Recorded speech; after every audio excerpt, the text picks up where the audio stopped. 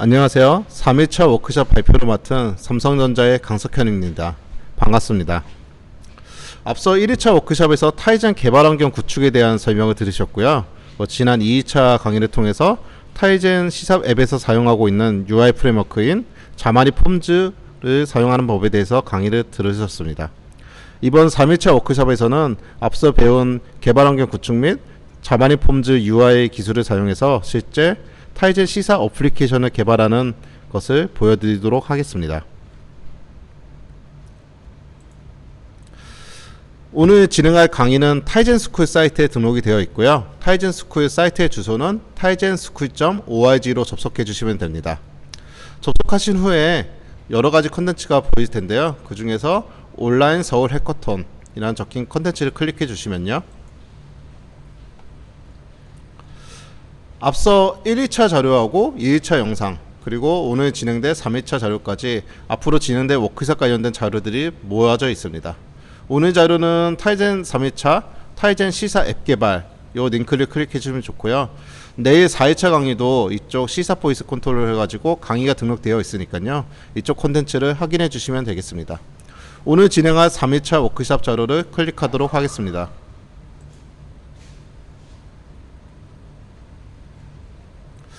오늘 진행할 프로젝트는요, 총 두 가지 있는데요. 타이젠 시사 UI 어플리케이션을 개발을 할 텐데, 둘 다 특정 웹 서버에 접속해서 해당한 서버가 제공하고 있는 API가 리턴해주는 값을 화면에 출력하는 프로젝트를 진행하고자 합니다. 첫 번째 프로젝트는 매우 간단한 형태고요. 자신의 IP 주소를 출력하는 프로젝트입니다. 특별한 디자인 패턴 사용 없이 가장 간단한 방법을 사용하고 있고요. 이 방법은 아직 시삽 개발에 익숙하지 않거나 자마리 폼즈가 익숙하지 않은 분들은 이 형태로 개발해 주시면 좋을 것 같은데요. 근데 앞으로 유지보수가 필요하다던가 좀 더 규모가 큰 프로젝트를 하기 위해서는 이 방법 대신에 두 번째 방법인 MVVM 패턴을 사용하는 방법을 추천드립니다. 그래서 첫 번째 프로젝트는 이렇게 MyIP 프로젝트이고요.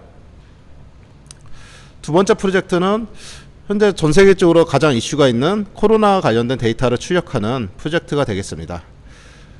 코로나 정보를 제공하는 여러 API들이 있는데요. 그 중에 한 가지를 선택해서 전 세계 코로나 현황을 리스트 형태로 출력해주는 프로젝트를 진행해보고자 합니다.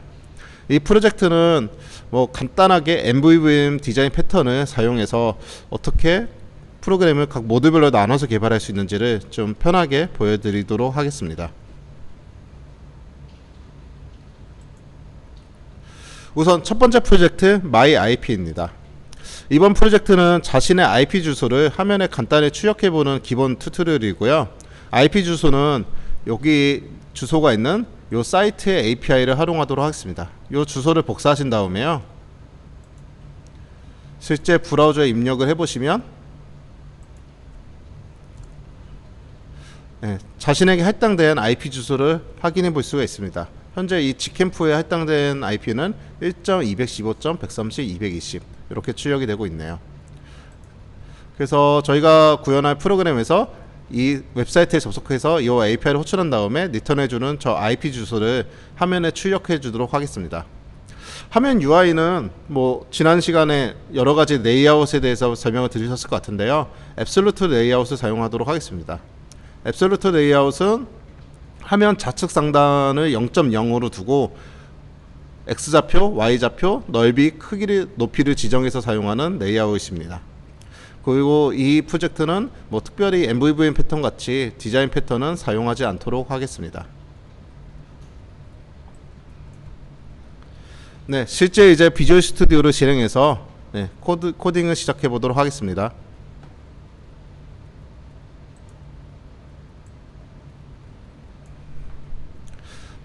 새 프로젝트 만들기를 클릭해 주시고요. 여러가지 템플릿이 출력이 되고 있는데 타이젠 자마리를 한번 검색을 해보겠습니다.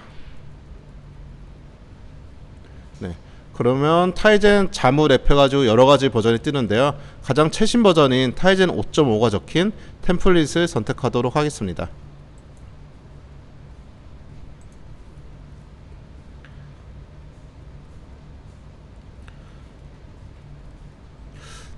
이제 프로젝트 이름을 넣어줘야 되는데요, 프로젝트 이름은 MyIP로 하겠습니다.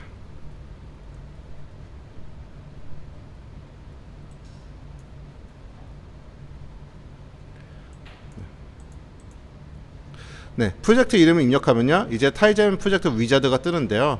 여기서 중요한 정보는 프로파일 정보입니다. 어떤 프로파일을 사용할지를 선택을 해줘야 되는데요. 현재 저희가 개발할 프로그램은 모바일, TV, 웨어러블용이 아닌 커먼한 IoT 버전이기 때문에 커먼 프로파일을 선택하도록 하겠습니다.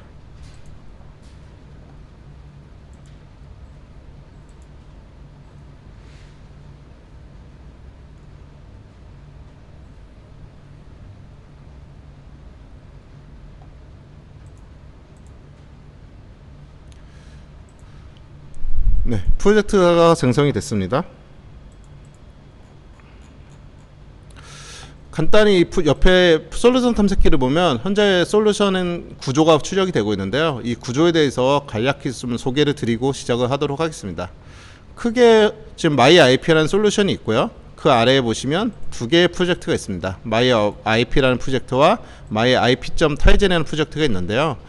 이 타이젠 플랫폼에 종속된 내용은 이 MyIP.Tizen에 들어가 있고, 플랫폼 종속과 상관없이 커먼한 내용들은 전부 다 이 MyIP라는 커먼한 프로젝트 안에 포함되고 있습니다. 가령 지금 현재는 이 타이젠 프로젝트를 만들었기 때문에 타이젠만 있는데요. 만약에 이 MyIP 프로그램 같은 경우에는 특별히 뭐 타이젠 기술을 사용하는 것이 아니라 일반적인 커먼한 기술을 사용하고 있기 때문에 안드로이드나 윈도우나 iOS에서도 동작을 하게 됩니다. 그래서 그런 템플릿을 사용하게 되면 여기에 MyIP.Tizen 이외에 MyIP.Android, MyIP.UWP 윈도우죠. MyIP iOS 프로젝트가 생기게 됩니다. 그래서 플랫폼 스페시픽한 내용이 있으면 요 MyIP.Tizen은 플랫폼 이름 적힌 곳에 구현을 해주시면 되고요. 커먼한 부분들은 전부 다 이 MyIP에서 구현하시면 되겠습니다. 오늘 저희가 진행할 프로젝트들은 대부분 이 커먼한 MyIP에서 진행이 될 예정입니다. 뭐 프로그램의 진행 순서에 대해서 간략히 좀 설명을 드리면요. 일단 저희가 만든 프로그램이 최초 진행이 되면 이 MyIP.Tizen 안에 있는 myip.tizen.cs 파일이 진행이 됩니다. 이 파일에 들어가 보시면요, onCreate라는 메소드가 있고요. 이 onCreate 메소드 안에서 node application new app이라는 거 만들어주게 됩니다. 이 앱이 뭔지 한번 알아보기 위해서는 요거를 컨트롤 키를 누른 상태에서 이 앱을 클릭하면 앱이 구현된 곳으로 이동이 가능한데요. 네, 이동을 했습니다. 보시면 app.자물.cs 파일로 이동을 했죠. app.자물.cs는 이 커먼한 MyIP 안에 속해 있는 파일입니다. app.자물.cs. 즉 다시 설명드리면 처음 시작은 MyIP.Tizen 안에 있는 이 MyIP.Tizen.cs 파일에서 시작을 해서 이 파일이 app.자물.cs 파일을 불렀다고 보시면 되겠습니다. 그리고 이 app.자물.cs 파일을 보시면 이 앱이라는 클래스가 생성되면서 생성자 이 부분이 호출이 되겠죠. 이 안에 보면 메인 페이지, 화면에 보일 첫 페이지에다가 제가 만든 이 템플릿을 만들어준 메인 페이지를 집어넣고 있습니다. 여기 나오는 이 메인 페이지는 이 우측에 솔루션에 있는 메인 페이지.자물 파일이 됩니다. 그래서 프로그래밍이 시작이 되면 요 타이젠 안에 있는 파일이 진행된 다음에 app.자물.cs로 가고, 이 app.자물.cs 파일이 메인 페이지.자물을 부르는 형태, 그런 흐름으로 기본 프로젝트가 구성이 되어 있다 보시면 되겠습니다.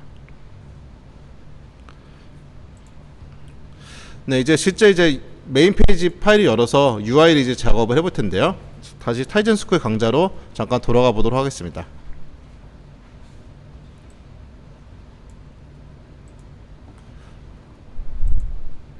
네, 일단 기본적인 UI는 이렇게 생겼습니다. 화면 중앙 X좌표 상으로 중앙 약간 상단에 IP 주소가 출력이 될 거고요. 그쪽 하단에 노드라는 버튼, 그리고 리셋이라는 버튼을 둬서 노드를 클릭하면 아까 보여드린 웹서버에 등록된 API를 통해서 현재 자신의 IP 주소를 가져오는 것을 구현할 거고요. 리셋을 클릭하면 이 IP 정보를 다시 0.0.0.0으로 다시 초기화시켜주는 기능을 구현해보고자 합니다. 실제 코딩을 하면서 추가적인 좀 설명을 드리도록 하겠습니다.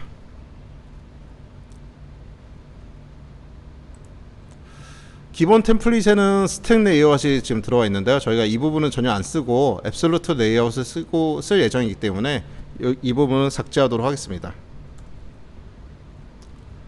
그 비주얼 스튜디오 좋은 게 자동 완성 기능이 많기 때문에 AB만 치더라도 앱솔루트 레이아웃이 저렇게 자동으로 출력이 됩니다. 엔터를 치시면 바로 값이 들어가지고요. 닫기 하면 네, 바로 닫는 것까지 자동으로 입력이 됩니다. 그래서 이제 요 안에 구현된 뷰들, 그러니까 뷰라면 버튼이나 스트링 텍스트 레이블이나 뭐 이미지들이 되겠죠. 이 뷰들은 이제 앱솔루트 레이아웃의 영향을 받아서 화면에 배치가 되게 됩니다.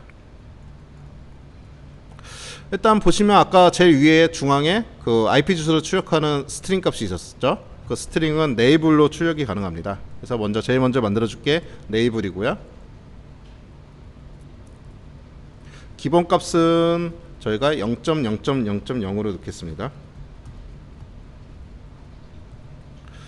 그리고 이제 비즈니스 로직단에서 아까 웹서버에 접속해서 IP 주소를 가져온 다음에 이 네이블 값을 0.0.0.0에서 실제 IP 주소로 바꿔줘야 되잖아요. 그래서 이 네이블에 접속할 수 있도록 이 네이블의 이름을 지어줄 겁니다. 이 이름은 x name 하시고요. 저희는 임의로 my IP로 하겠습니다. 네, 이렇게 됐고 폰트를 좀 크게 보이기 위해서 폰트 사이즈는 라지로 하겠습니다.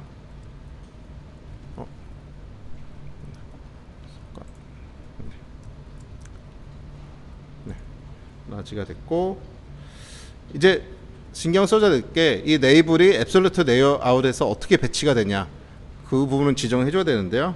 그거는 앱솔루트 레이아웃에 두 가지 속성, 레이아웃 바운드하고 레이아웃 플래그즈 이 두 가지 값을 통해서 화면에 어떻게 배치하고 어떤 크기로 출력될지를 선택하게 됩니다. 우선 이 레이아웃 바운드가 뭔지 설명드리면요. 네 가지 파라미터를 봤는데요. 첫 번째 값은 X좌표입니다. 그리고 두 번째 값은 Y좌표고 세 번째 값은 넓이 그리고 마지막 값은 높이가 되겠습니다.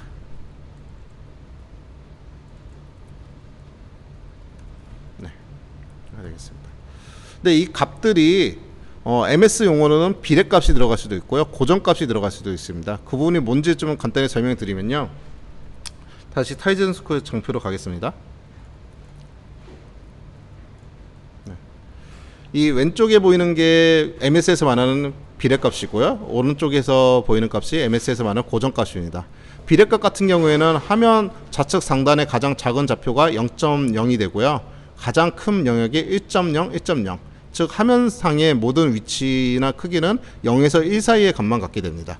이게 비례값이고요. 그래서 가령 제가 이런 텍스트를 화면 중앙에 위치하고 싶을 경우에는 X좌표 0.5, Y좌표 0.5를 사용하면 됩니다. 고정값 같은 경우에는 저희가 HD 사이즈잖아요. HD 사이즈 같은 경우에는 가장 큰 좌표가 1280에 7205 잡힙니다. 그래서 이 화면 안의 위치나 크기가 0에서 1280, 720 사이의 값이 잡히도록 하는 게 비례값이 고정값이라 보시면 되겠습니다. 고정값에서 화면 가운데 위치를 잡기 위해서는요. 아까 비례값은 0.5로 사용했으면 됐잖아요. 이 고정값 같은 경우에는 1280의 중앙인 640 그리고 Y좌표상에서는 360 640에 360을 잡아주어야 가운데에 이런 스트링이 위치하게 됩니다. 그래서 이 부분은 여러분이 어떤 UI를 구현하느냐에 따라서 선택해서 비례값을 사용할지 고정값을 사용할지를 정해주시면 되겠습니다. 그래서 비례값을 사용할지 고정값을 사용할지의 선택은 아까 앱솔루트 레이아웃에 한 가지 속성이 더 있었는데요.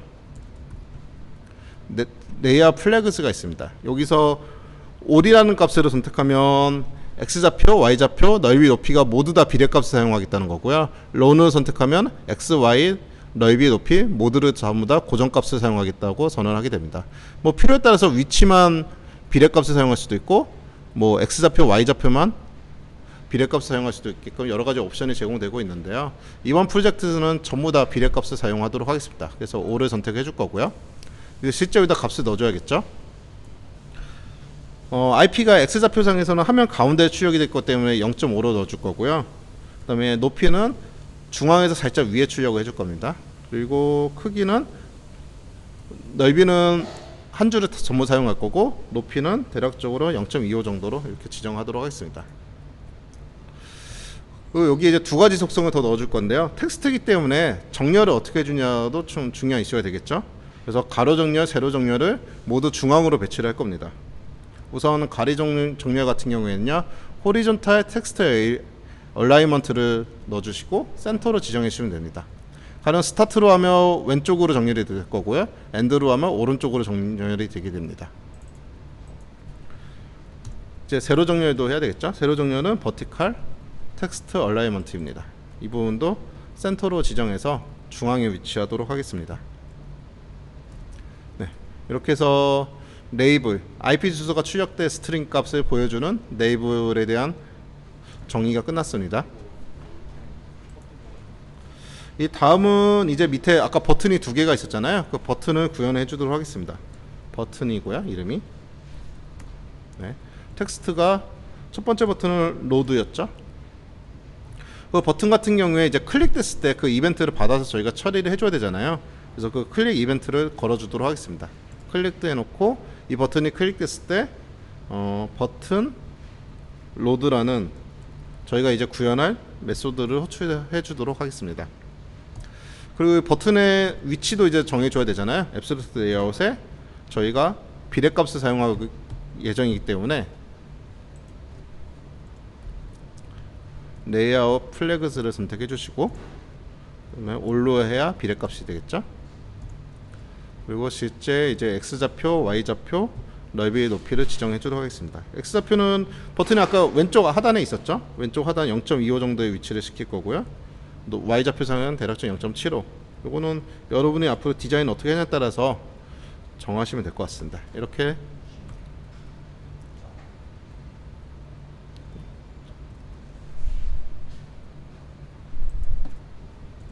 네. 오타가 있어서 수정을 했습니다. 그 두 번째 버튼은 이제 또 해줄 건데요. 두 번째 버튼은 텍스트 이름이 리셋입니다.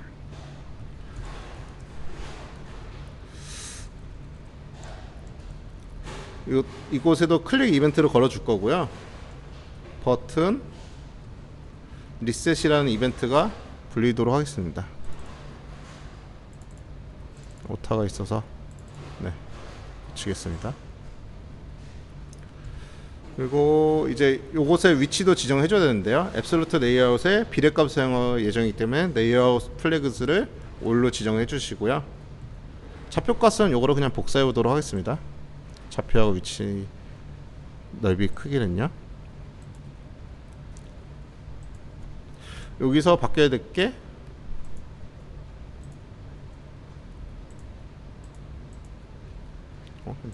복사가 안 되네요. 네, 그냥 타이핑 하기도 하겠습니다. X의 0.75 X좌표 위치면 아까 위에 버튼이 0.25였는데요. 얘는 0.75로 오른쪽으로 가게 위치를 했고요. 나머지 값은 동일하게 입력해 주시면 될 것 같습니다.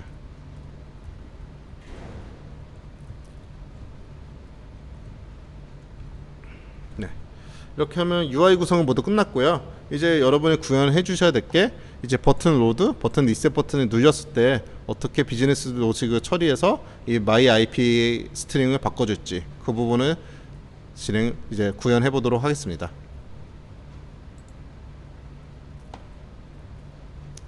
이 메인 페이지 자물 앞에 이 삼각형 모양을 클릭하면요, 메인 페이지 자물.cs 파일을 열 수가 있습니다. 여기서 비즈니스 로직을 처리해 보도록 하겠습니다. 앞서 저희가 선언한 버튼 두 개에 대한 이벤트를 구현을 해줘야 되겠죠. 프라이베이트 보이드에 버튼 이름을 저 이벤트 처리하는 메소드 이름을 버튼에 노드라고 있었죠. 그리고 넘어오는 매개 변수는 샌더, 그리고 이벤트 아규먼트의 E. 네. 이렇게 해주시면 버튼 로드 버튼에 해당하는 이벤트를 받는 구현이 됐고요. 선언이 된 거죠. 이거를 복사해서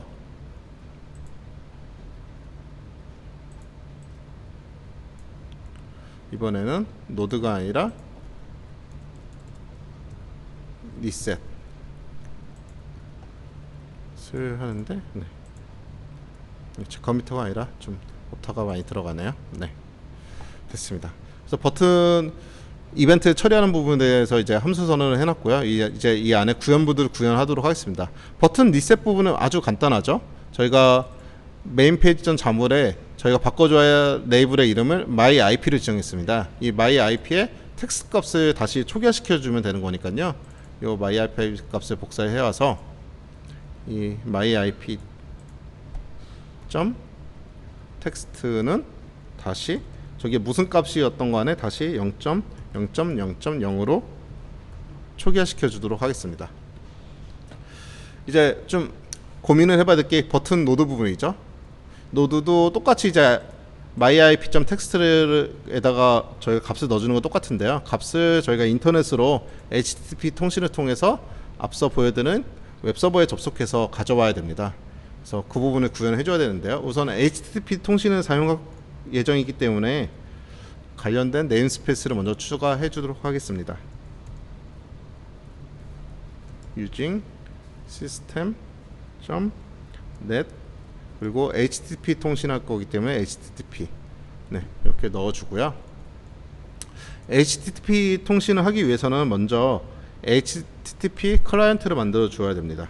new HTTP 클라이언트 이렇게 만들어 줬고, 이 HTTP 클라이언트를 보시면 get 타이핑을 할까요? get string 어싱크라는 게 있습니다. 여기에 그리고 매기 변수로 웹사이트 주소가 들어가는데요. 이 주소를 여기다 넣어주면 그 주소가 리턴해주는 값을 스트링 형태로 가져오게 되게 됩니다. 그래서 저희가 아까 IP 주소를 갖고 올 사이트 주소를 저기에 넣어주면 됩니다. 아까 사이트 주소가 여기였죠? 이건 타이즌 스쿨에 링크가 있으니까요. 그 주소를 복사해서 넣으면 됩니다. 근데 보시다시피 지금 에러가 나오고 있습니다. 이 에러가 나는 이유는 요 메스 도명을 잘 보시면 여기 어싱크라 적혀 있습니다. 이게 비동기 통신을 한다는 거죠.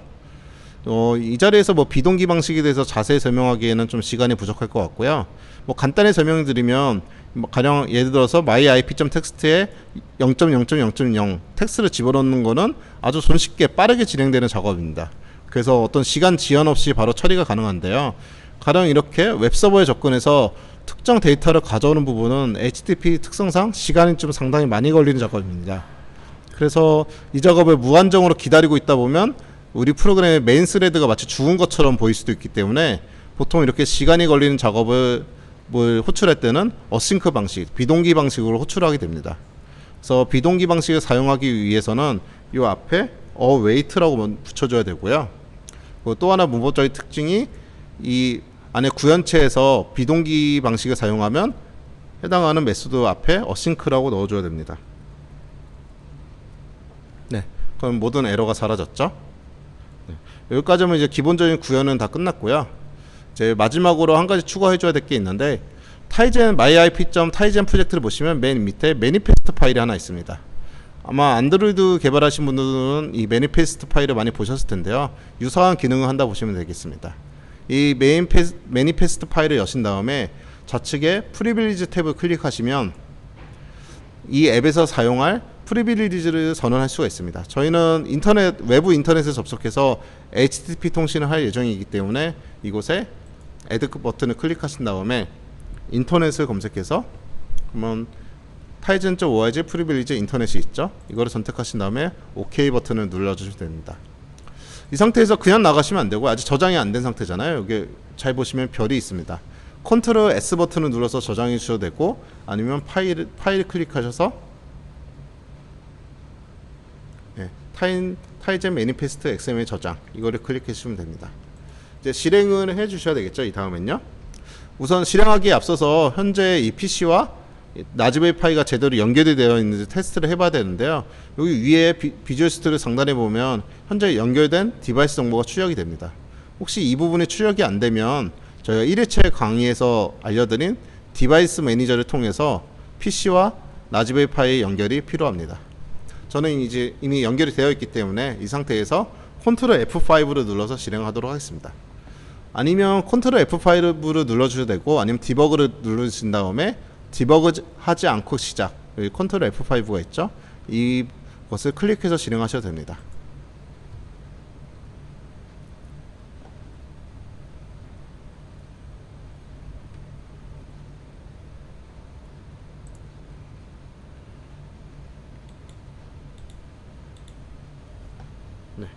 현재 제 라즈베리 파이와 연결된 스크린 화면이고요. 저희가 지금 방금 전에 프로그램이 배치돼서 실행이 됐습니다. 기본적인 저희가 0.0.0 기본 텍스트가 출력이 되고 있고 하단에 두 개의 버튼이 위치하고 있습니다. 이 노드 버튼을 클릭해서 IP가 제대로 나오는지 한번 테스트 해보겠습니다. 네, 이 라즈베리 파이에 해당된 106.246.178.84 IP가 제대로 출력이 되고 있고요. 리셋 버튼도 한번 눌러보겠습니다. 네, 저희가 원하던 기능대로 원래 값이 0.0.0으로 초기화되는 것을 확인해 볼 수가 있습니다. 다시 이제 타이젠 스쿨로 넘어가겠습니다. 여기까지 쭉 구현을 한 거고요, 여러분께서. 이 첫 번째 프로젝트에 여러분들께 이번 주 미션을 드리고자 합니다. 아마 여러분이 이번 해커톤에 참여하시면서 가장 많이 사용하는 뷰 중에 하나가 이미지일 거라 생각을 합니다. 그래서 이미지를 어떻게 저희 프로그램에 올려서 사용하는지를 간단히 설명드리고 해당 내용을 미션으로 제공해 드리고자 합니다. 우선 여러분이 사용하실 임의의 이미지를 하나 준비해 주시고요. 아무 이미지도 괜찮고 아니면 여러분의 그림판을 열어서 여러분의 팀 네임을 이미지로 저장을 해서 그것을 사용해 주셔도 좋고, 마땅한 이미지가 없으시면 제가 사용할 타이젠 오타네요. 타이젠 로고 이미지를 사용해 주셔도 괜찮습니다. 이거 클릭을 하면 타이젠 로고가 이렇게 출력이 되는데요. 저는 이것을 저장하도록 하겠습니다. 바탕화면에 타이젠.png로 저장하겠습니다.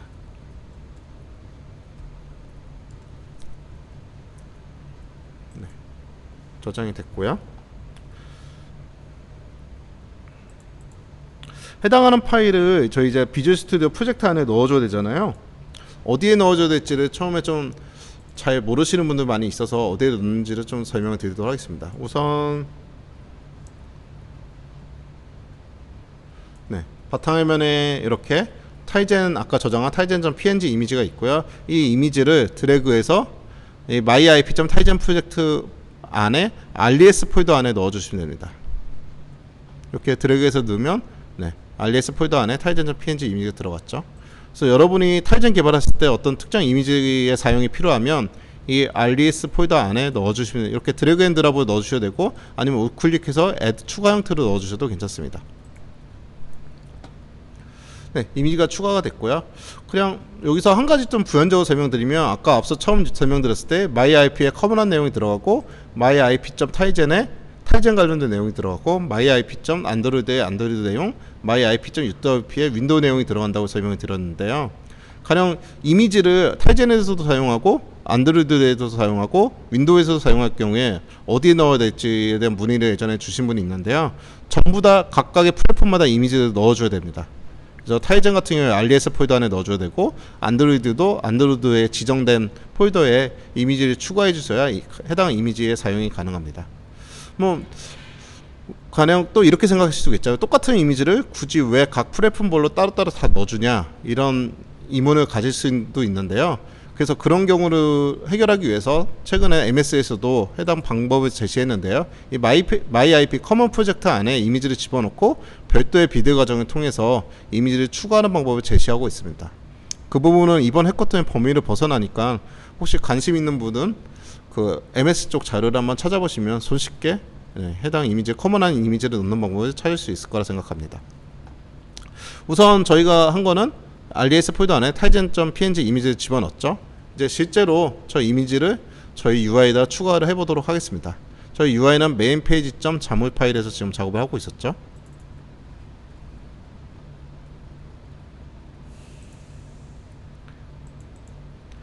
지금 위에 IP 주소가 보이는 레이블이 하나 있고요. 그 다음 버튼 두 개가 있었는데요. 여기에 그 이미지를 하나 추가해 보도록 하겠습니다.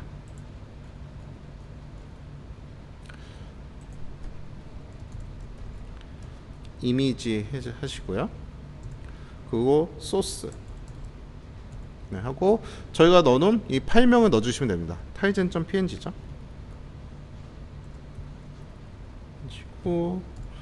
이번에는 저희가 좌표를 비례값 대신에 고정값을 사용해 보도록 하겠습니다. 그래서 레이어 플래그즈를 이번엔 넌으로 지정할 거고요. 그리고 X좌표, Y좌표, 넓이, 높이를 지정해 줘야 되겠죠. 레이아웃 바운즈에 이번에는 비례좌표가 아니기 때문에 0에서 1의 값을 갖지 않고 0에서 HD 사이즈 같은 경우에는 X좌표는 0에서 1280, Y좌표 같은 경우에 0에서 720 좌표를 쓰게 됩니다. 그래서 로고를 좌측 상단에 X좌표에서 50, Y좌표도 50, 그리고 이미지의 크기는 대략적으로 200, 200. 네. 이렇게 해서 이미지를 추적해 보도록 하겠습니다. 다시 컨트롤 F5를 눌러서 실행해 보도록 하겠습니다. 다시 제 라즈베리 파이 화면이고요.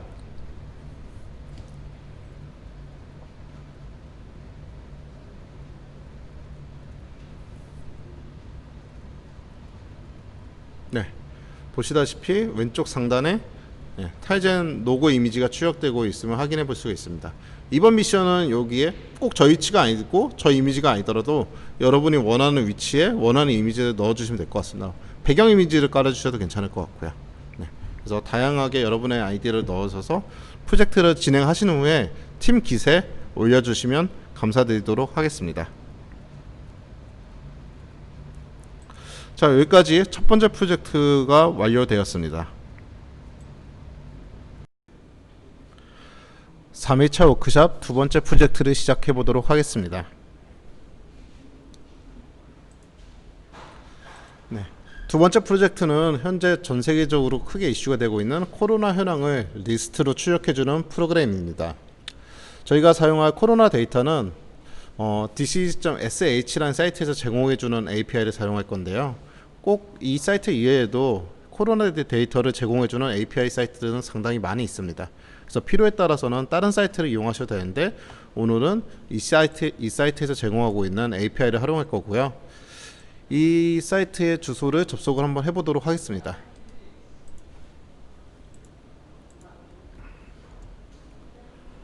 네.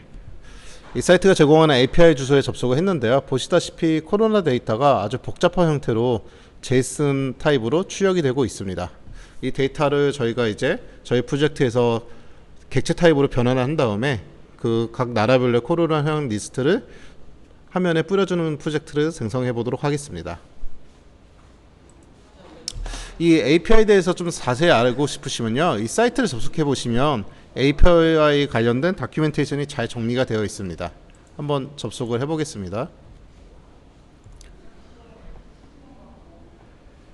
네, 사이트에 접속하면 상단에 다큐멘테이션 메뉴가 있고요. 이 다큐멘테이션 메뉴를 클릭하면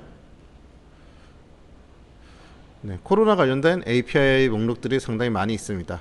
저희가 오늘 사용할 것은 여기 V3, 코비드19 나라별로 보일 예정이기 때문에 컨트리스의 쿼리 문은 저희가 이따 돌아가셔 보시면 되겠지만 확진자 수에 따라서 정렬을 해서 보여주도록 그렇게 저희가 추가 쿼리를 넣었습니다. 가서 한번 확인해 볼까요? 아까 위에 여기까지는 아까 보신 그 사이트에 있는 내용과 동일하고요. 뒤에 두 가지 파라미터에서 넣어주고 있는데 소트 정렬은 확진자 수에 따라 나오게 하고 있고 어제 데이터도 포함하게끔 그렇게 저희가 API를 사용하고 있습니다. 화면 UI는 밑에 보시는 바와 같이 출력을 할 예정인데요. 각 나라별로 리스트가 출력이 될 거고요. 한 리스트 안에 저희가 보통 뷰셀이라 부르죠. 이 뷰셀을 보시면 테이블 같이 이렇게 데이터가 나눠서 출력을 하고 있죠. 어떻게 보면 엑셀표 같이 보이기도 하고요. 이런 형태의 디자인을 하기 위해서는 그리드 레이아웃을 써야 됩니다. 그래서 저희가 리스트 뷰와 그리드 레이아웃을 통해서 이 UI를 구성해 보도록 하겠습니다. 그리고 첫 번째 프로젝트와 달리 이번 두 번째 프로젝트에서는 MVVM 디자인 패턴을 조금 맛보기 형태로 사용해 보도록 하겠습니다. 그리고 이번 프로젝트에서는 강의 편의상 특별한 예외 처리나 최적화 코드는 좀 배제하고 심플한 형태로 전달을 해드리도록 하겠습니다. MVVM 디자인 패턴에 대해서 간략하게 소개를 드리면요, 이와 관련된 자료는 인터넷에 검색해 보시면 상당히 자료가 많이 있습니다.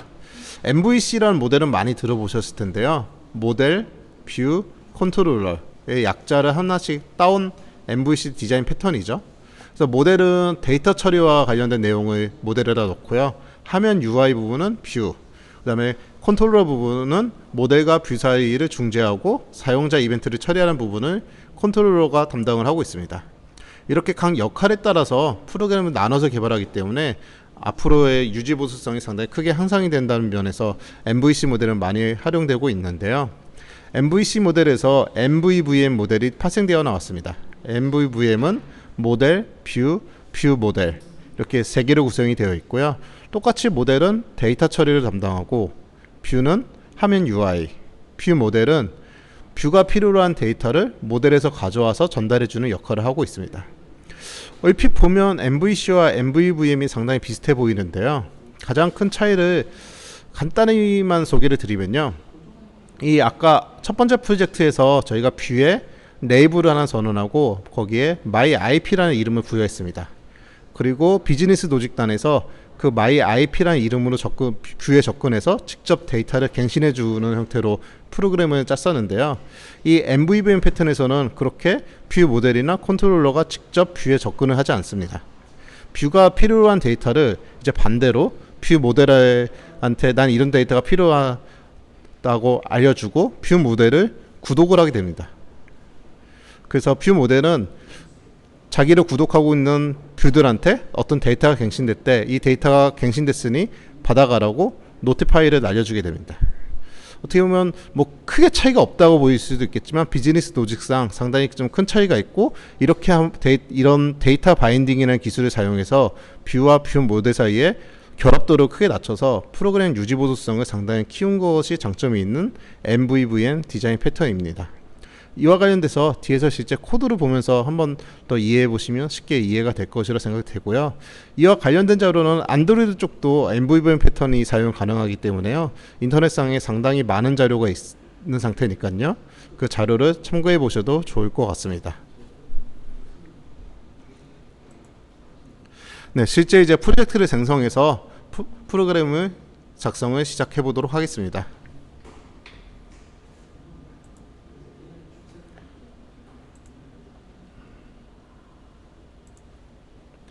네, 비주얼 스튜디오를 실행을 했고요. 네, 새 프로젝트 만들기를 클릭하겠습니다. 아까 같이 여기서 타이젠 자바링 검색해서 템플릿 선택하셔도 되고요. 가장 최근에 사용한 템플릿이 왼쪽에 이렇게 표현이 됩니다. 요거를 클릭해서 프로젝트를 생성해도 괜찮습니다. 네, 프로젝트 이름을 넣어줘야 되는데요. 이번에 프로젝트 이름은 상당히 좀 중요합니다. 저희가 MVVM 패턴을 사용하면서 네임스페이스 부분을 많이 사용할 거기 때문에요. 이 네임스페이스가 이 프로젝트 이름을 따라갑니다. 그래서 제가 지정하는 코로나 바이러스라는 프로젝트 이름을 그대로 사용하시는 경우에 상관이 없는데, 혹시 이 프로젝트 이름을 다른 것으로 바꿔서 사용하신다면 나중에 네임스페이스를 지정하실 때 항상 바뀐 이름을 넣어야 된다는 거, 그거를 꼭 명심해 주셨으면 좋겠습니다. 네, 이름을 넣어 보겠습니다.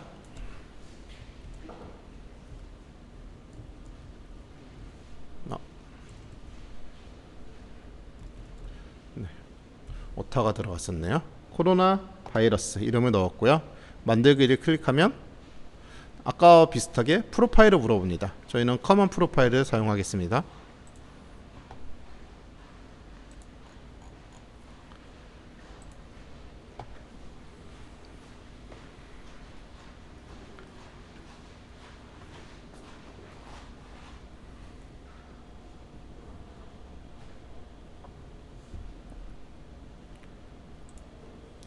네, 프로젝트 생성이 완료가 되었네요. 뭐 오른쪽에 솔루션 쪽 프로젝트 구조는 이 앞서 설명드린 myIP와 동일합니다. 같은 템플릿을 사용해서 만들었기 때문에요. 그래서 이 부분에 대해서는 특별히 설명은 따로 안 드리겠고요.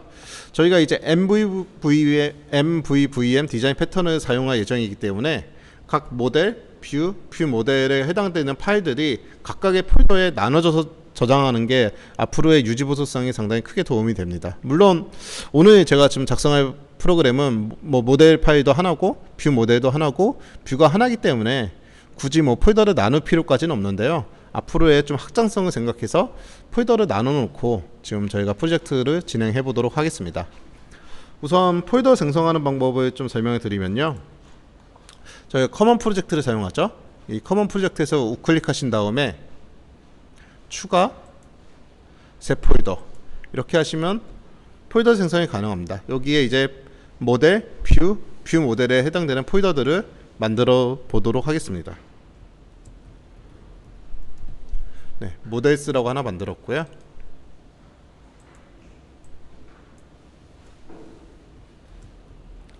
이번엔 뷰가 들어가 뷰스를 만들었습니다. 다시 우클릭하고 추가 새 폴더, 마지막 뷰 모델을 만들겠습니다. 네, 여러 파일이 들어갈 수 있기 때문에 전부 다 복수형으로 뒤에 S를 붙이면서 폴더를 생성하였습니다. 이제 각 폴더 안에 저희가 실제 사용할 파일들을 만들어 줘야겠죠. 파일 생성을 해보도록 하겠습니다. 우선 모델 폴더에서 우클릭하신 다음에요,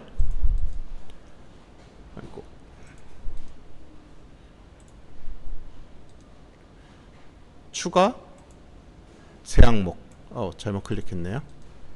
추가 새 항목 해주시면 파일 추가가 가능합니다. 여러가지 파일의 템플릿들이 있는데요, 저희는 가장 기본인 클래스를 사용하도록 하겠습니다. 파일 네임은 저희가 코로나 데이터를 저장할 거기 때문에 코로나 모델.cs 파일, 이렇게 파일명을 지정하도록 하겠습니다. 보시면 모델 안에 이제 코로나 모델이라는 파일이 추가가 되었고요. 뷰 모델 안에도 파일 추가를 하겠습니다. 우클릭 추가 새 항목, 똑같이 클래스 타입으로 파일을 생성할 거고요. 파일 이름은 리스트 페이지 뷰 모델.cs 이렇게 하겠습니다. 네, 그럼 뷰 모델 안에도 파일이 생성이 되었고요. 마지막으로 이제 뷰 안에도 파일을 만들어 줘야 되겠죠. 뷰에서 우클릭 추가 새 항목. 네. 근데 화면 UI는 단순히 클래스 파일로 만들 게 아니라 화면 UI 구성을 해줘야 되기 때문에 컨텐츠 페이지로 제작을 해야 됩니다. 이게 혹시 헷갈릴 수도 있는데 컨텐츠 보기, 컨텐츠 페이지는 전혀 별개 페이지입니다. 이게 지금 한글로 적혀 있어서 조금 혼동이 있을 수 있는데요. 요거는 페이지인 거고 요거는 뷰. 어떻게 보면 페이지 안에 이제 여러 개의 뷰가 들어가는 형태니까요. 페이지가 더 큰 개념이라고 볼 수 있겠죠. 그리고 컨텐츠 페이지가 또 두 가지가 있습니다. 왜 두 가지가 있냐? 자마리 폼즈 UI를 작성할 때 저희가 첫 번째 MyIP 프로젝트 때 한 것처럼 자무 파일을 열어서 UI 구성도 가능하고요. 아니면 자무 파일을 쓰지 않고 C샵 코드만으로도 UI 구성이 가능합니다. 그래서 첫 위에 거 컨텐츠 페이지 클릭해 보시면 자무를 사용해서 UI를 구성하는 페이지인 거고요. 밑에 가로치고 C샵이 있는 컨텐츠 페이지는 C샵을 사용해서 UI를 작성하는 방법입니다. 저희는 이번 과제에서 자무를 사용해서 UI를 작성할 예정이기 때문에요. 콘텐츠 페이지 적혀 있고 뒤에 C샵 같은 게 안 적혀 있는 템플릿을 선택해 주셔야 됩니다. 파일 이름은 저희가 리스트를 보여줄 거기 때문에요. 리스트 페이지 점 자물 이렇게 생성을 해 보도록 하겠습니다.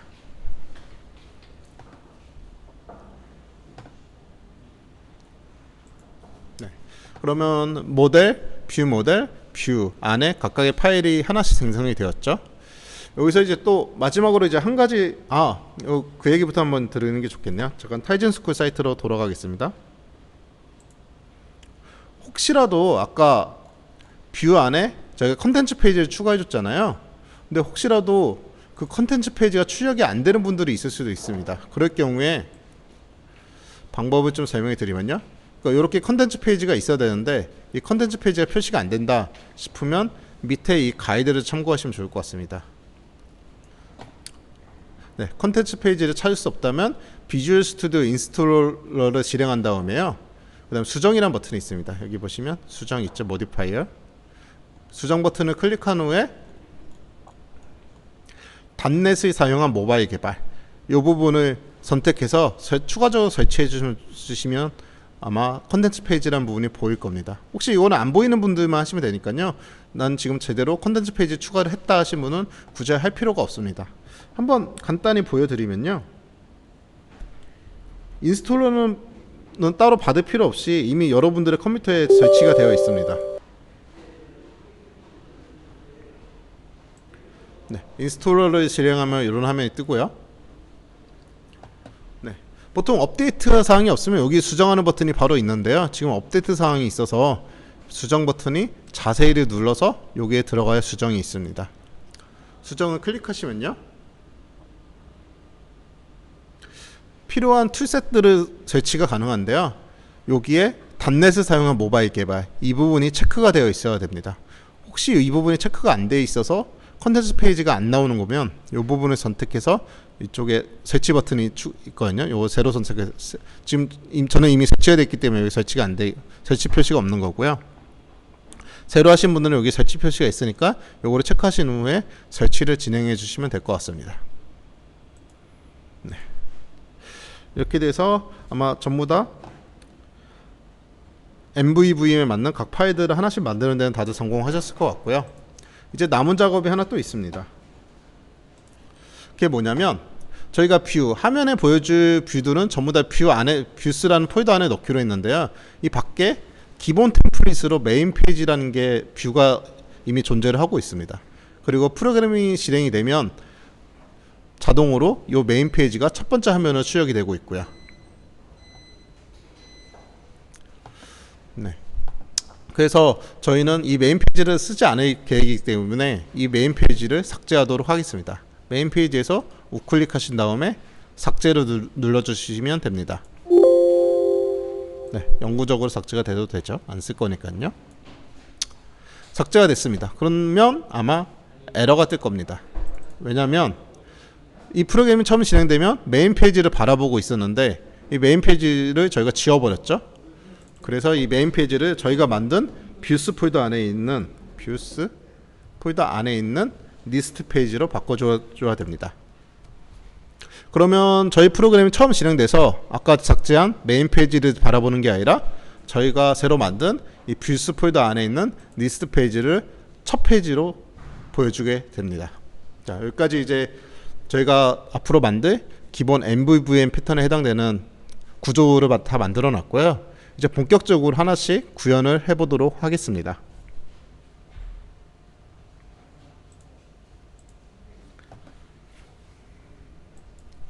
다시 타이젠 스쿨 사이트로 돌아가서요.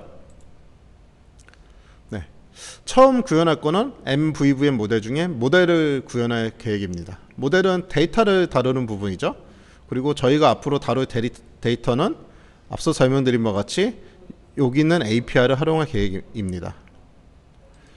저희 다시 접속을 해보면요, 네, 이미 페이지가 열려 있지만 다시 한번 접속해 보겠습니다.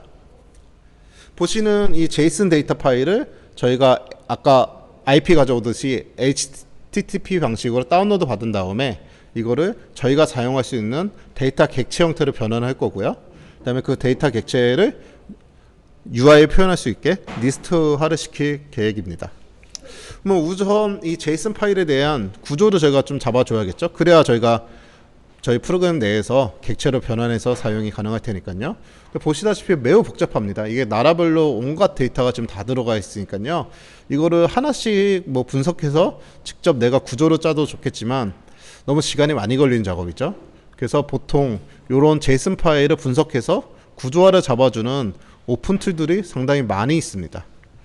그래서 저희 타이젠 스쿨을 다시 돌아가 보시면 저희는 그런 구조를 잡기 위해서 퀵타입.io라는 사이트를 사용할 계획입니다. 이 퀵타입.io를 복사해서 접속을 해보겠습니다. 접속하면 퀵타입 사이트가 열리고요. 오른쪽 상단에 보시면 오픈 퀵타입이라는 메뉴가 있습니다. 이거를 클릭하겠습니다. 네, 이 사이트는 상당히 쓰기가 편한데요. 이 왼쪽에 보이는 이 빈 공간 영역에 저희가 앞으로 쓸 JSON 데이터 파일을 넣어주면요, 이 가운데 부분에 알아서 데이터 구조를 잡아줍니다. 한번 직접 넣어볼까요? 네, 이 데이터를 컨트롤 A를 눌러서 전체 복사한 다음에 카피, 그 다음에 이 퀵타입 안에 왼쪽에 붙여넣기를 하겠습니다. 그러면 가운데에 데이터가 뭔가 많이 바뀌었죠? 네, 복사가 다. 네. 네. 구조가 바뀌었는데 이 부분을 보시면 좀 문장이 익숙하지 않다고 생각이 될 겁니다. 왜냐면 시산 문법이 아니죠. 이게 왜 그러냐면 보면 우측에 현재 기본 랭귀지가 스위프트로 되어 있습니다. 저희가 지금 사용하고 있는 랭귀지는 C#이죠. 그래서 이 부분을 C#으로 바꿔보도록 하겠습니다. 네, 그러면 저희가 좀 익숙한 C# 문법대로 구조가 잡혔고요. 여기서 이제 또 추가적으로 몇 가지 작업을 해줘야 되는데요. 그 작업이 뭐냐면 현재 이 소스 코드의 네임스페이스가 퀵 타입으로 잡혀 있고요. 그 다음에 클래스 이명도 웰컴이라고 임의의 명들이 들어가 있습니다. 그래서 저희가 실제로 사용할 네임스페이스 및 클래스 네임을 넣어줘야 됩니다. 저희 클래스 네임은 아까 파일을 만들 때 저희가 코로나 모델이라고 했었죠. 그래서 이곳에는 코로나 모델 이렇게 집어넣겠습니다. 그러면 네, 코로나 모델이라고 알아서 바뀌는 걸 볼 수 있습니다. 그 네임스페이스도 바꿔줘야 되겠죠. 저희 네임스페이스 같은 경우에는 저희 프로젝트명이 아까 처음 얘기 드렸을 때 코로나 바이러스였죠. 코로나 바이러스의 모델스. 네, 이게 저희가 사용하고 있는 네임스페이스입니다. 그래서 이 파일을 통째로 복사에다가요. 네, 컨트롤 A로 카피, 컨트롤 C 카피해서 다시 비주얼 스튜디오로 가서 모델스 안에 코로나 모델이라는 파일이 있죠. 이 안에 전체 붙여넣기를 해주면 됩니다. 잠시만요. 복사가 제대로 안 된 것 같아서 다시 복사를 해오겠습니다. 컨트롤 C 복사, 비주얼 스튜디오에서 붙여넣기. 네, 붙여넣기가 됐습니다. 그러면 모델 쪽은 구현이 끝났는데요. 지금 보시다시피 근데 엄청난 에러가 발생하고 있습니다. 이게 왜 에러가 발생하냐고 있냐면 이 아까 그 무료 오픈소스 툴이 뉴턴 소프트라는 외부 패키지를 사용하는 모델 데이터 객체를 만들어서 그렇습니다. 여기 위에 설명이 있는데요. 이 제이슨 데이터를 파싱하기 위해서는 뉴턴 소프트.json이라는 누겟을 추가해라. 누겟이란 패키지인 거죠. 이 뉴턴 소프트 패키지를 추가해야만 이 소스 코드를 사용할 수 있다. 이렇게 해서 정의가 되어 있습니다. 그래서 실제로 저희가 누겟 패키지를 좀 추가해보는 작업을 해보겠습니다. 그래서 저희가 추가할 뉴턴 소프트.json을 일단 복사를 해놓고요. 그리고 저희 솔루션, 네, 지금 계속 커먼 프로젝트를 만졌었는데 이번에는 솔루션 쪽에서 우클릭하신 다음에 솔루션용 누겟 패키지 관리라는 메뉴가 있습니다. 이곳에서 외부 패키지들을 관리를 직접 할 수가 있습니다. 열어보시면 현재 저희 프로젝트 내에서 사용하고 있는 패키지들이 이렇게 보이고 있고요. 저희는 지금 자마린 폼즈, 타이젠.넷, 닷넷 스탠다드를 사용하는 중에 있네요. 저희가 설치할 곳은 이쪽 찾아보기에서 찾아서 설치를 해야 됩니다. 찾아보기 클릭하고 저희가 사용할 뉴턴 소프트.json을 검색하면 제일 위에 이렇게 뜨는 걸 볼 수 있죠. 요거를 설치를 해줘야 될 텐데요. 저희 커먼 프로젝트인 코로나 바이러스에 설치를 해 주도록 하겠습니다. 설치를 누르겠습니다.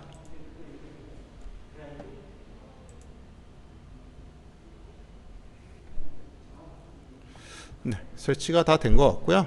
설치가 다 됐는지 보기 위해서는 여기 종속성, 한글로 번역돼서 좀 어색한데요. 종속성에 들어가 보시면 패키지라는 곳이 있습니다. 이 패키지를 또 한번 클릭해 보시면 여기 뉴턴.json이 들어간 거를 볼 수 있겠습니다. 네, 그럼 설치가 다 됐네요. 그럼 다시 모델 파일을 열어보겠습니다.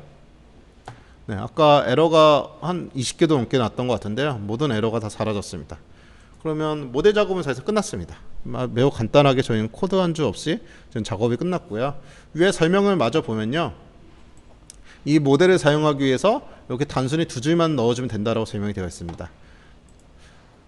코로나 바이러스 모델, 자기죠. 이 네임스페이스를 추가에다 해주고요. 네임스페이스 추가 후에 코로나 모델.from JSON이라는 메소드를 부르면서 거기에 JSON 데이터를 넘겨주면 이 데이터 객체로 자기가 알아서 변환을 해준다. 이렇게 되어 있습니다. 이 from JSON은 이 안에서 검색해 보시면 아까 그 웹사이트에서 자동으로 네, 이렇게 구현을 해 놓았다는 것을 확인이 가능합니다. 뭐 원래는 저희가 진짜로 일일이 작업하려면 JSON을 컨버트 시켜서 이런 작업들을 줄줄이 해줘야 되는데요. 알아서 편하게 아까 그 사이트가 그런 작업들까지 다 해준 거죠. 네, 아주 편리한 사이트인 것 같습니다. 그래서 뷰 작업은 끝났고요. 이제 다음 뷰 모델 쪽으로 이제 넘어가 보도록 하겠습니다. 다시 타이젠 스쿨을 열어보죠.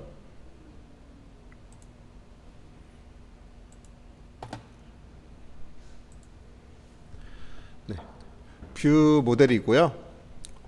뷰 모델은 MVVM 디자인 패턴에서 뷰와 모델 간의 상호작용을 담당하고 있습니다. 앞서 설명드린 바와 같이 뷰가 필요로 한 데이터가 있으면 뷰는 그 데이터를 제공해주는 뷰 모델을 구독하고요. 그리고 뷰 모델은 자기를 구독하고 있는 뷰들한테 데이터가 갱신될 때 알려주게끔 노티파이를 보내주게끔 하는 것이 MVVM 디자인 패턴의 기본입니다. 그래서 자기를 뷰 모델을 구독하고 있는 뷰들한테 그 노티를 보내주기 위해서는요, 여기 보시다시피 iNotify 프로퍼티 체인지드라는 인터페이스를 상속받아서 구현을 해줘야 됩니다. 이 부분이 좀 어색해 보이고 좀 어려워 보일 수도 있겠는데요. 일단 처음에는 이렇게 일단 문법적으로 이렇게 적용 반드시 해야 되는 부분이니까요. 한번 일단 이렇게 구현을 해보도록 하겠습니다. 자세한 사항은 데이터 바인딩 관련된 내용을 좀 공부하시면 좋겠는데요. 밑에 마이크로소프트 쪽의 문서를 제가 링크를 추가해 놓았으니까요. 좀 더 관심 있는 분들은 데이터 바인딩 관련 내용을 좀 공부해 보시면 좋을 것 같습니다.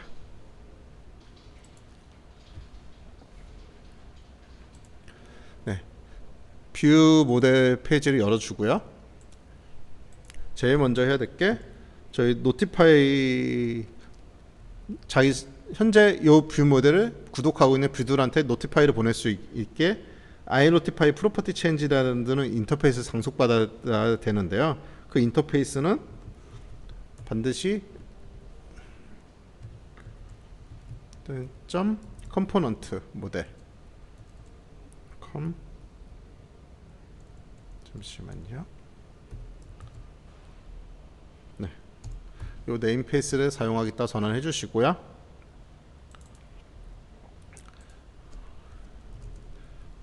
iNotify 프로퍼티 체인지들의 인터페이스 상속하겠다고 이렇게 선언을 해줘야 됩니다. 근데 지금 에러가 뜨죠. 한 가지 팁을 드리면 이렇게 에러가 뜰 때 에러를 해결하는 방법에 대해서 이렇게 점구 표시가 뜹니다. 그래서 클릭을 해보시면 인터페이스를 구현하라고 되어 있죠. 지금 인터페이스를 상속만 받았지 실제 인터페이스를 구현하지 않았기 때문에 이제 빌드 에러가 나오고 있는데요. 인터페이스 구현을 눌러주면 자기가 알아서 필요한 부분에 대해서 소스 코드를 채워줍니다. 네.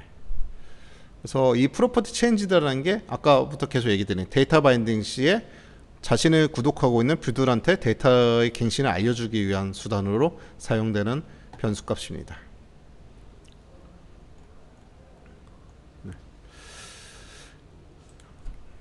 뷰한테 이제 데이터를 넘겨주기 전에 데이터를 일단 가져와야 되겠죠. 지금 저희가 데이터 처리하는 거는 뷰 쪽에서 처리를 하고 있습니다. 그래서 일단 저희가 뷰를 사용하겠다고 선언을 해줘야 되는데요. 코로나 바이러스의 모델스 네. 를 일단 유징을 하고요.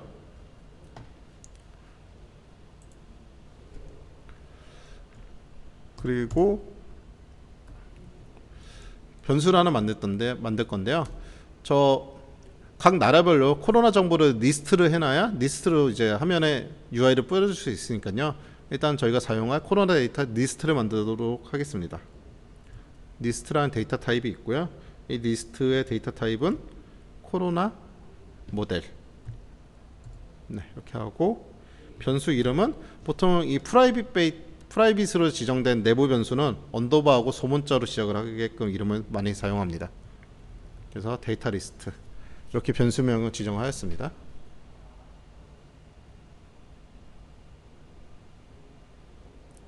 코로나 바이러스가 아니라 코로나 모델이네요. 제가 잘못 쳤습니다. 네, 이 코로나 모델이 뭐냐면 아까 앞서 저희가 모델 안에 구현한 요 클래스명입니다. 맨 위에 가보시면 여기 있는 클래스명이야. 코로나 모델. 네, 코로나 바이러스는 저희 전체 네임스페이스 이름이죠. 솔루션 이름.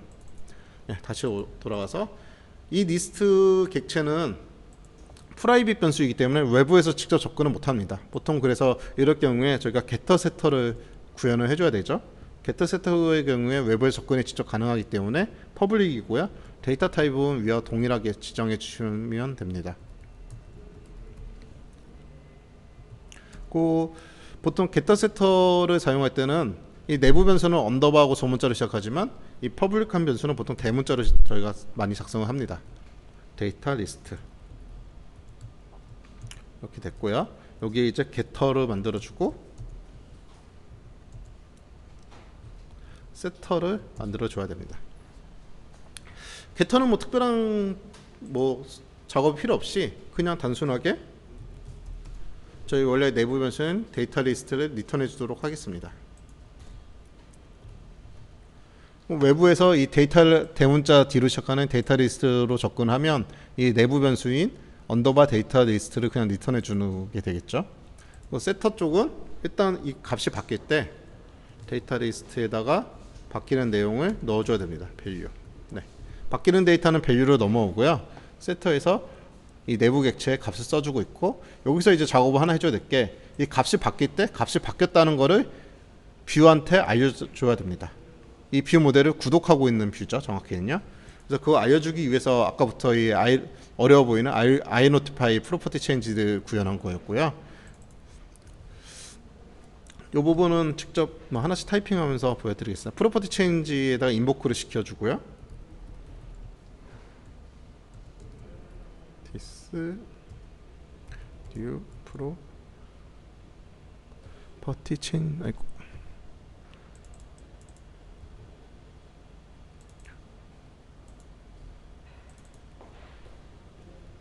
프로퍼티 체인지 도큐멘트에 데이터 리스트를 바라보는 애. 네. 이렇게 작업을 해주면요, 이 데이터 리스트라는 데가 값이 바뀔 때 세터로 들어오겠죠. 값이 바뀔 때 값도 바꿔주고, 현재 이 뷰 모델의 데이터 리스트를 바라보고 있는 뷰들한테 나 값이 바뀌었다라는 노티를 보내주게 됩니다. 네.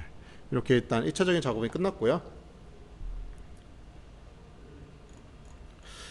이제 실제로 HTTP 통신을 통해서 그 제이슨 데이터를 다운로드 받는 것부터 시작해서 구현을 실질적으로 해봐야겠죠. 그 작업을 구현해 보도록 하겠습니다. 아까 MyRP 같이 HTTP 통신은 시간이 걸리는 작업이기 때문에 비동기 방식으로 구현을 해야 되기 때문에 어싱크 펑션을 만들 거고요. 저희가 뭐 메소드 이름은 get corona data 이렇게 임의로 짓도록 하겠습니다. 저희가 할 작업은 크게 3개입니다. 첫 번째 해야 될 게 제이슨 파일을 받아야겠죠. 제이슨 파일을 인터넷에서 받아오고요. 그리고 두 번째 해야 될 게 받은 제이슨 파일을 저희가 사용 가능한 코로나 모델 형태로 바꿔줘야 됩니다. 네, 제이슨은 그냥 스트링이니까 저희는 사용을 못하겠죠. 그래서 제이슨 파일을 코로나 모델로 바꿔주고, 세 번째로 할 작업은 저 코로나 모델로 저장된 데이터를 리스트로 만들어서 화면에 뿌려줘야 됩니다. 이 3가지 작업을 할 텐데 이 3가지 작업이 3줄 만에 끝납니다. 우선 제이슨 파일을 받아오는 부분이죠. 이 부분은 아까 앞서 IP 주소 가져오는 방법과 똑같습니다. 일단 제이슨이라는 변수를 사용할 거고요. 비동기 방식이기 때문에 await를 먼저 쓰겠습니다. await에 new http client HTTP 통신을 할 거기 때문에 HTTP 클라이언트를 만들었고요. 그리고 여기서 제공해주는 get string async라는 메소드를 사용할 거고, 이 안에 우리가 가져올 웹사이트 주소를 넣어주면 됩니다. 웹사이트 주소는 아까부터 계속 타이즌 스쿨에 있던 그 주소를 넣도록 하겠습니다.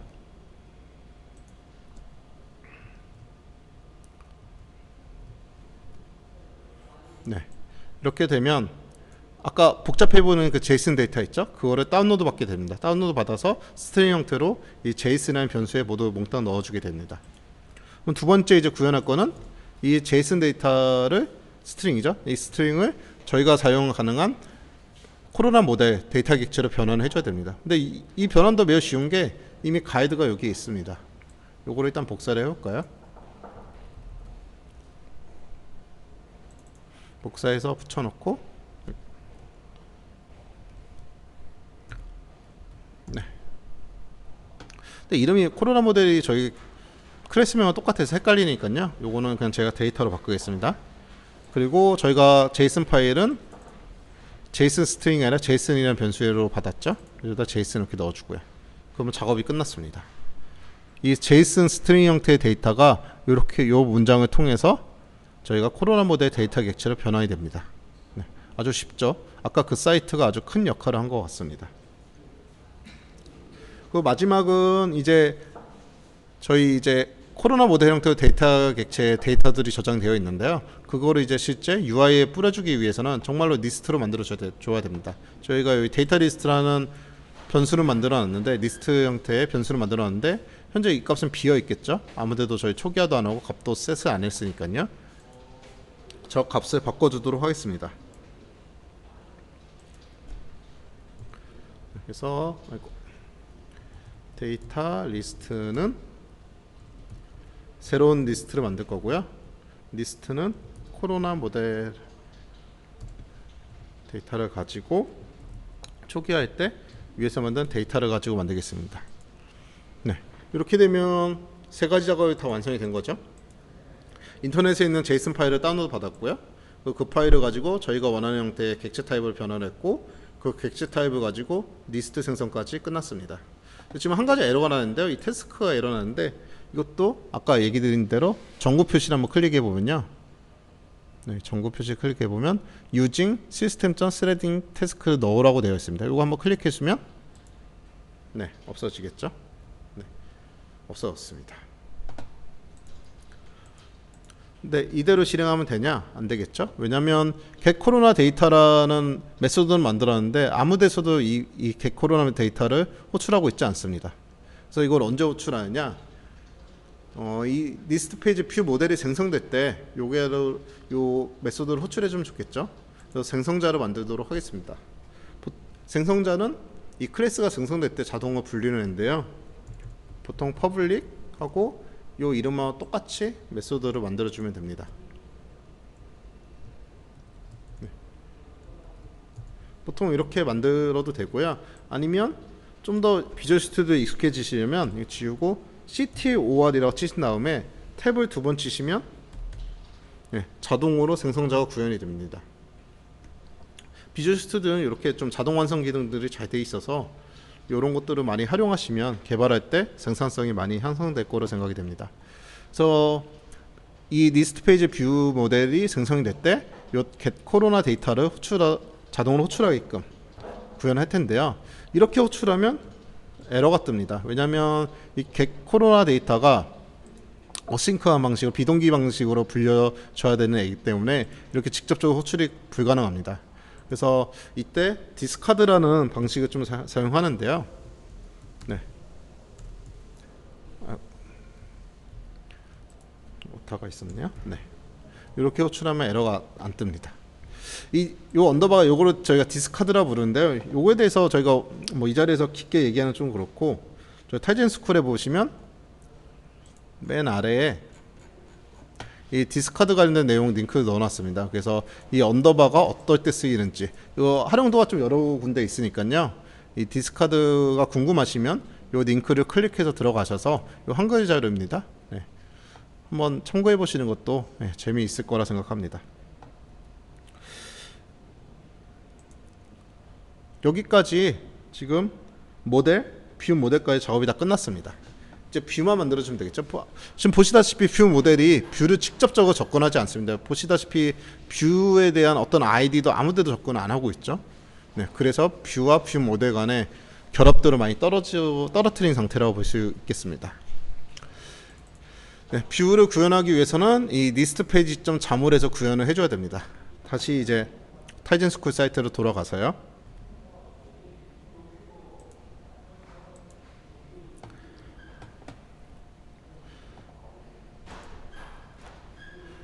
네, 뷰를 구현해 줄 건데요. 지금 저희는 뷰는 뭐 앞서부터 계속 얘기 드린 것처럼 MVVM 디자인 패턴에서 사용자 보는 화면 UI를 담당하고 있습니다. 지금 보면 요 뷰 안에 안 쓰는 스택 레이아웃 내용이 있는데 일단 그 부분은 삭제를 할 거고요. 그리고 뷰가 아까부터 뷰 모델을 구독해야 된다고 얘기 드렸잖아요. 그래서 현재 뷰가 어떤 뷰 모델을 구독할지 그 부분을 지정하는 부분을 먼저 해보도록 하겠습니다.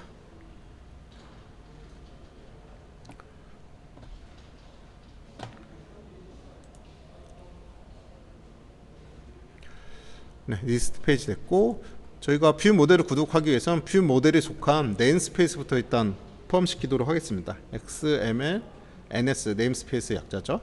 여기에 뷰 모델 해놓고, 여기에 찾아보시면 코로나 바이러스.뷰 모델스 이렇게 되어 있습니다. 그럼 뷰 모델스 네임스페이스가 추가되는 거죠. 이렇게 추가해놓고 실질적으로 어떤 파일을 바라볼지, 어떤 클래스를 보고 봐야 될지를 지정해 주어야 됩니다. 그래서 그거를 하기 위해서 컨텐트 페이지 점 바인딩 컨텍스트 이렇게 하고, 저희가 지정한 네임스페이스가 여기 뷰 모델이죠. 뷰 모델 하고, 그러면 자동 완성 기능이 이렇게 위에 해주네요. 네. 이게 뭐냐고 다시 좀 설명을 드리면요, 뷰 모델이라는 네임스페이스 안에 있는 리스트 페이지 뷰 모델을 이 뷰는 구독하겠다 내용입니다. 이게 뭐냐면, 이 리스트 페이지 뷰 모델 파일을 열어보시면 이 파일의 네임스페이스는 코로나 바이러스.뷰 모델 쓰고요, 클래스 네임이 리스트 페이지 뷰 모델입니다. 그래서 이 파일을 지켜보겠다는 거죠. 지금 보면 요거의 뷰 모델 네임스페이스는 코로나 바이러스.뷰 모델 쓰고, 지켜보는 애가 클래스 이름이 리스트 페이지 뷰 모델. 그래서 뷰와 뷰 모델 간의 구독 관계가 형성이 됐습니다. 이제 본격적으로 UI를 좀 만들어 보도록 하겠습니다. 이 스택 레이아웃 기본 안 쓸 거니까 요건 일단 지울 거고요. 네. 저희 리스트를 쓴다고 했죠. 그래서 리스트 뷰를 추가해 줄 겁니다. 리스트 뷰. 그리고 그 리스트의 데이터는 어디서 갖고 오냐? 아이템 소스, 자동 추천. 이 별이 있는 거는 많이 사용되는 기능이죠. 아이템 소스를 누가 갖고 오냐? 여기서 바인딩이라고 치신 다음에 보시면 데이터 리스트라는 게 있습니다. 이 데이터 리스트가 뭐냐면, 현재 이 뷰라는 페이지가 우리가 만든 뷰 모델을 바라보게끔 저희가 설정을 해놨잖아요. 그래서 이 데이터 리스트라는 값은 저희가 이미 만들어 놓은 뷰 모델에 퍼블릭하게 오픈을 시켜놓은 이 데이터 리스트, 요 값입니다. 즉 정리하면 이 리스트 뷰는 뷰 모델의 데이터 리스트를 데이터 바인딩하고 있다, 구독하고 있다, 이렇게 이해하시면 되겠습니다. 리스트 뷰가 됐고, 여기는 그냥 문법적인 거니까요, 밑부분은 쭉 이대로 그냥 따라서 하시면 될 것 같습니다. 리스트 뷰에 디자인하기 위해서 이렇게 많은 코드가 필요하더라고요. 네, 근데 보시면 다 자동 완성 기능이 있어가지고요, 손쉽게 칠 수가 있습니다. 네, 여기까지가 기본적인 리스트 뷰에 해당되는 소스 코드입니다. 이 뷰 셀이 뭐냐면, 아까 리스트에서 보시다 보치 각 나라별로 한 줄에 해당되는 게 저 뷰 셀입니다. 여기 잠깐 한번 가서 볼까요? 네, 요거 한 줄이 표시되는 게 뷰 셀이고요. 현재 요 뷰 셀을 아직 구현 안 했죠. 그래서 저희가 구현해야 될 거는 요 리스트 하나에 해당되는 뷰 셀에 대한 디자인을 저희가 구현해 줘야 되는데요, 이 부분은 앞서 설명드린 바와 같이 그리드 레이아웃을 사용할 계획입니다. 그리드는 보시다시피 HTML의 테이블과 거의 비슷하다 보면 될 것 같고요, 아니면 엑셀하고도 좀 비슷하다 볼 수 있겠습니다. 왼쪽 위가 00 좌표이고요, 몇 행 몇 열의 표를 만들어서 각 영역마다 행 열의 좌표를 가지고 UI를 구성하는 것이 기본 컨셉인 레이아웃입니다. 그래서 보시다시피 맨 앞칸 위는 00인 거고요, 행 0, 열도 0, 그리고 국기 같은 경우는 위아래로 다 한 번에 쓰고 있잖아요. 그래서 그 HTML 태그 속성과 같이 로 스판으로 해서 위아래를 합칠 수가 있습니다. 좌우도 합치고 싶으면 칼럼 스판으로 합칠 수가 있고요. 여 같은 경우에 01 좌표 옆으로 한 칸 같죠, 열이. 그리고 02, 12, 03, 13 이런 식으로 원하는 곳에 배치를 시킬 수 있는 것이 이 그리드 레이아웃입니다. 소스 코드를 잠깐 여기서 같이 보시면요, 일단 그리드 레이아웃을 쓰겠다고 선언을 하고, 그 다음 제일 먼저 해야 될 게 나는 몇 행 몇 열을 쓰겠다, 이 부분을 선언해 줘야 됩니다. 지금 같은 경우에는 저희가 두 줄을 사용하고 있죠. 그래서 여기 보시면 로우 데피니션에 H 이렇게 두 개가 있는 걸 볼 수 있는 것을 확인할 수 있습니다. 만약에 요거를 밑에다 한 줄 더 추가해주면 세 줄짜리를 쓰겠다고 선언을 해주는 거겠죠. 칼럼 같은 경우에도 보시다시피 4개이기 때문에 이 칼럼이 4개 이렇게 지정이 되어 있고요. 이 뒤에 별표는 균등한 크기를 가지라고 하는 값입니다. 요 관련된 거는 리스트 뷰에 그리드 레이아웃 관련된 MS 다큐멘테이션을 보면 여기 오토 값도 들어갈 수 있고 여러 가지 재밌는 값이 많이 들어갈 수 있습니다. 가령 예를 들어서 이 앞에다가 2라고 하는 숫자를 넣으면요, 밑에 거보다 위에는 2배 크기를 가집니다. 네, 그게 상대적인 크기도 지정이 가능하고, 현재는 그냥 일반적인 다 별이 하나씩 있기 때문에 다 똑같은 크기로 이렇게 균등하게 나눠 가졌다 보시면 될 것 같습니다. 그래서 첫 번째, 요거는 코드를 나중에 그냥 카피 앤 페이스트 할 거니까요, 여기서 그냥 설명드리겠습니다. 처음에 이미지죠. 네, 국기 이미지를 출력할 거고요. 이미지의 소스는 바인딩, 이것도 뷰 모델에서 데이터를 가져온다는 거죠. 컨트리 인풋.플래그에서 가져온다는 건데요. 이 부분은 저희 코로나 모델 데이터 객체를 보시면 국기 정보가 이 데이터 안에 담겨 있습니다. 그래서 이 데이터를 바인딩하겠다고 선언한 거고요. 제일 중요한 게 좌표 부분이죠. 그리드 로우 0은 0열, 첫 번째 열이죠. 사실상 첫 번째 열에 첫 번째 칼럼에 위치를 할 거고요. 대신에 국기는 위아래로 같이 쓸 거기 때문에 로우 스판 2로에서 위아래를 난 2칸을 쓰겠다, 이렇게 선언을 해 놓았습니다. 두 번째 표시할 정보는 나라 이름인데요. 나라 이름 같은 경우에는 컨트리하는 곳의 데이터를 바인딩하고 있고요. 그다음에 좌표가 얘는 0, 1이죠. 그래서 로우 값은 0, 칼럼 값은 1. 대신에 얘는 위아래를 얘도 똑같이 로우 스판을 통해서 합쳐서 쓰고 있습니다. 그 밑에 얘네들도 다 똑같습니다. 좌표가 02, 12, 03, 13인데요. 보시면 좌표가 02, 12, 03, 13 이렇게 지정이 되어 있고, 뭐 특이한 거는 데이터를 표시할 때 굳이 이걸 안 해줘도 되는데 뒤에 스트링 포맷을 넣어줬습니다. 이 스트링 포맷의 역할이 뭐냐면, 보시다시피 숫자가 너무 길 경우에 확인하기 좀 힘들기 때문에 천 단위로 여기 콤마를 찍는 작업, 그 스트링 포맷을 넣어줬고요. 뒤에 신규 확진자, 신규 사망자의 경우에 가로를 치고 플러스를 추가하는 스트링 포맷을 넣어놨습니다. 네, 가로가 있고 플러스가 있죠. 얘는 콤마를 넣어주는 스트링 포맷이 있고요. 이 부분은 실제로 그냥 카피 앤 페이스트로 소스 코드를 넣어보도록 하겠습니다. 네, 뷰셀은 바깥쪽은 다 해놨고, 이 프레임에서 프레임까지 카피해놓고 저희 소스 코드로 가겠습니다. 네, 자동 완성이 매우 안 이쁘게 붙여졌네요. 지금 여기가 해상도가 잘 안 맞아서 그런 것 같습니다. 잠시만요.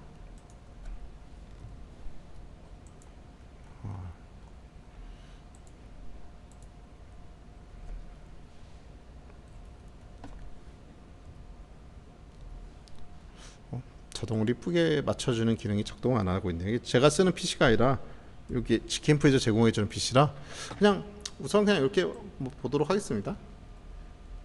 굳이 아까 거기서 소스 코드를 저희 완벽하게 보고 왔기 때문에요. 원래 코드 뷰티파일러가 작동을 해야 되는데 현재 이상하게 여기서 작동 안 하고 있네요. 네. 그래서 지금 뷰까지 작업이 끝났고요. 지금 다시 전체적 흐름을 다시 설명드리면, 맨 처음에 데이터를 처리하는 모델을 구현했고, 그 다음에 모델에서 데이터를 가져와서 뷰에 데이터를 전달해주는 뷰 모델을 구현했습니다. 그 다음에 맨 마지막으로 저희가 이제 화면 UI 뷰를 구성했고요. 뷰를 구성할 때 뷰에 특정한 ID 값을 부여 안 하고 뷰에 필요한 데이터들은 전부 다 뷰 모델을 구독해서 갖고 오게끔, 네, 그렇게 구현을 해 놓은 상태입니다. 이제 마지막으로 저희가 잊은 게 하나가 있죠. 마지막으로 해야 될 게 인터넷을 사용해야 되기 때문에 이 타이젠 매니페스트 파일을 열어서 프리빌리지 선언을 해줘야 됩니다. 타이젠 매니페스트 파일에 접근했고요. 프리빌리지를 클릭해서 add 인터넷을 검색해서 넣어줘야 됩니다. 네, 됐고 여기서 끝나면 저장 안 하고 나가는 거죠. 컨트롤 S를 누르던가, 이 별표 저장이 안 됐다는 표시를 없애기 위해서 저장. 네, 이렇게 하면 실제 이제 작업이 거의 마무리가 된 것 같습니다. 이제 다시 실행을 해보겠습니다. 실행하기 전에 항상 디바이스가 연결이 되어 있는지 확인해 보시고요. 현재 제대로 연결이 되어 있습니다. 컨트롤 F5로 실행해 보도록 하겠습니다. 카메라를 돌리겠습니다.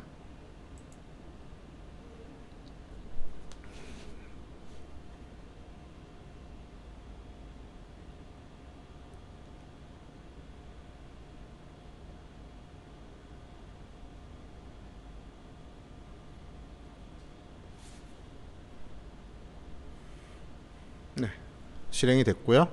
네, 데이터를 많이 가지고 왔네요. 네, 뭐 전 세계 코로나가 상당히 좀 심각한 상황인 거죠. 지금 각 나라별로 지금 데이터가 출력이 되고 있고요.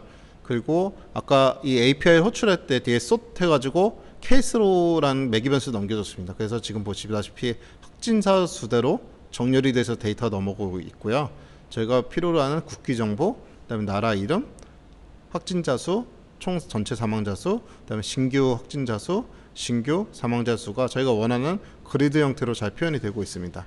그 스트림 포맷으로 1000단위로 끊으라고 되어 있었는데 그 값도 제대로 출력이 되고 있고요. 아까 스크린샷으로 작업한 게 한 달 전쯤 작업인데 그때에 비해서 상당히 좀 사망자 수하고 확진자 수가 든 게 좀 안타까운 상황이네요. 나라별로도 좀 많이 변경이 된 것 같고요. 근데 미리 얘기 드리면 현재 쓰시고 있는 타이젠 바이너리가 최적화가 아직 안 된 버전입니다. 그래서 이 스크롤을 좀 왔다 갔다 하시면 상당히 좀 버벅대는 것도 볼 수 있습니다. 이게 나지베이 파일 성능이 한계일 수도 있고 아직 이 리스트가 최적화가 안 돼서 그런 상태니까요. 이 부분에 대해서는 너무 좀 개의치 말고 해커톤 진행 시 때 저희가 충분히 이 부분도 뭐 내용 알고 심사를 진행할 테니까요. 이렇게 이미지가 안 나오는 경우도 있죠. 네. 왜냐면 이게 보시다시피 이게 나라가 코로나 전체 나라가 다 나오기 때문에 이게 아마 수백 개가 넘을 겁니다. 아마도 데이터가. 그래서 너무 많은 데이터가 한 번에 리스트에 있다 보니까 성능 이슈가 좀 있는 것 같습니다. 지금요. 네. 나중에 한국어 좀 찾아보려고 했는데 한참 내려가야 되더라고요. 그래서 한국까지는 못 내려갈 것 같고요. 네, 여기까지 해서 저희가 필요로 한 코로나 바이러스 관련된 프로젝트는 모두 완성이 되었습니다. 여기서 강의를 마치도록 하겠습니다. 감사합니다.